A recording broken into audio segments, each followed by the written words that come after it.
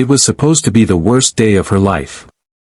Emily Carter had just spilled coffee on her only clean white blouse, the one she had pressed the night before for her big interview at Langston & Cole, one of the most prestigious marketing firms in downtown Chicago. She was 24, recently laid off, and juggling 3 part-time jobs while trying to land something full-time. This interview meant everything. She dashed into the skyscraper lobby, heart pounding, and made a beeline for the elevator. Flustered and distracted, she didn't even check the floor number, just stepped into the first one that opened, hoping she wasn't late. Inside the sleek steel walls of the elevator, silence enveloped her. She finally looked up. Only one other person was inside. A man in a crisp navy suit, with silvering hair and a kind but unreadable face. His shoes probably cost more than her monthly rent, and his watch glinted with quiet authority. She realized her mistake almost instantly. This elevator didn't stop on the public office floors. It was private access only. "Wrong elevator," the man asked with a half-smile, catching her glance toward the floor panel that had no buttons. Emily's cheeks flushed red. "I think so. I'm here for an interview." 18th floor. He nodded. "You're about 20 floors too high." Embarrassed, she let out a nervous laugh. "Great start to my day, huh?" But the man wasn't annoyed. Instead, he tilted his head, eyes softening. "What's your name?" "Emily. Emily Carter." He reached out a hand. "Nice to meet you, Emily. I'm Thomas Langston." She froze. Thomas Langston. The founder and CEO of Langston & Cole. Her heart sank. She'd made a fool of herself in front of the very man who could potentially make or break her career.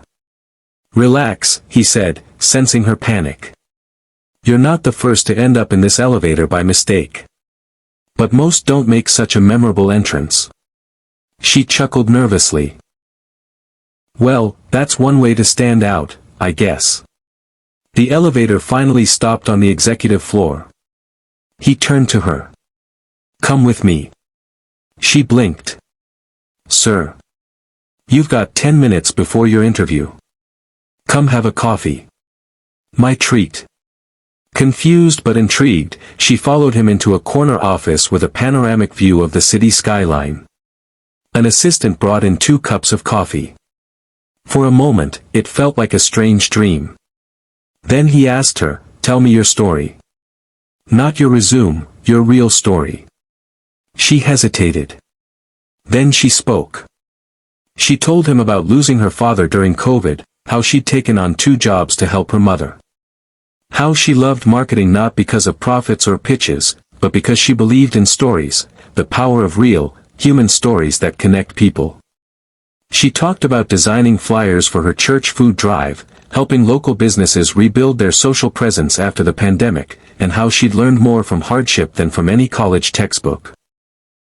By the time she finished, Thomas Langston leaned back in his chair, nodding slowly. "You've got heart," he said. "We need more people like you." Just then, a knock at the door. His assistant. "Mr. Langston, the interview panel is ready on the 18th floor." He looked at Emily. "You can go through the formal interview if you like. But honestly, I've heard enough." Her breath caught in her throat. "Wait, are you saying?" He smiled. "Welcome to Langston & Cole, Emily." Tears welled in her eyes. She didn't just get the job, she skipped the line entirely. 6 months later. Emily stood in front of a packed auditorium. It was the company's quarterly town hall. She was now a junior creative director, working on a nationwide campaign for a nonprofit that helped underprivileged youth. She was nervous, but proud. As she wrapped up her presentation, she looked at Thomas Langston in the front row. He gave her a slight nod, his expression calm but proud. Afterward, he pulled her aside. "You know, Emily, I wasn't even supposed to be in that elevator that day. The board meeting was moved last minute. Funny how life works, isn't it? She smiled. I stepped into the wrong elevator.